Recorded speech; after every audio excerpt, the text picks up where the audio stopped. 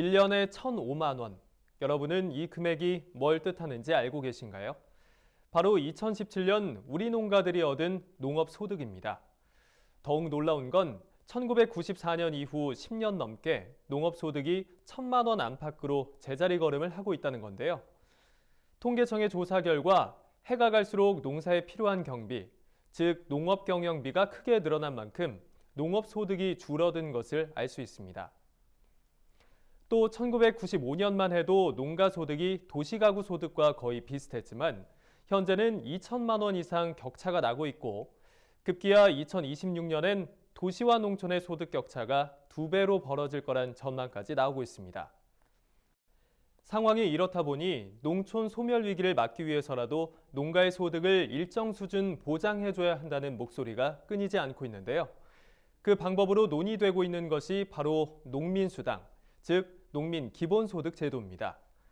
농민수당이란 영농 규모나 수확량 등에 상관없이 농가의 소득을 보전해주기 위해 일정 금액을 지원해주는 것을 말하는데요.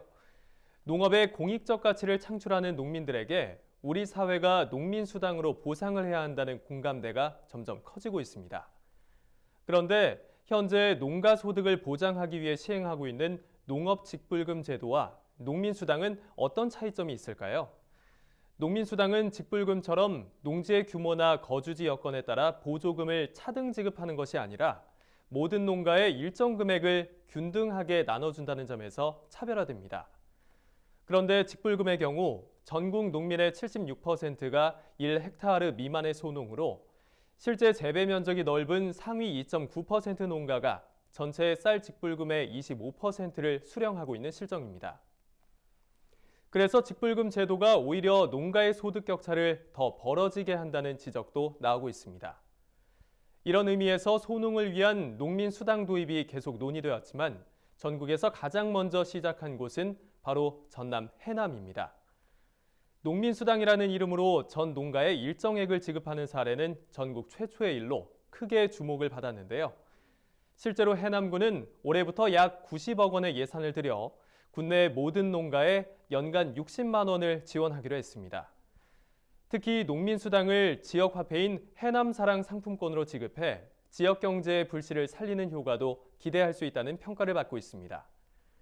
최근에는 전남 한평과 충남 부여, 경북 봉화, 그리고 경기도와 제주도까지 전국 지자체에서 농민수당 도입에 적극적으로 나서고 있는데요. 농민의 소득을 보장할 뿐만 아니라 지역 경제를 살리고 더 나아가 귀농귀촌 인구를 늘리는 데도 큰 역할을 하게 될 농민수당. 우리의 농업 농촌이 살아나야 도시가 지속될 수 있고 지역 경제의 불씨로 나라 경제 역시 되살릴 수 있다는 걸 기억한다면 농민수당제 도입, 우리 모두 관심을 갖고 함께 풀어가야 할 숙제가 아닐까요? 지금까지 풀어쓴 농업백과였습니다.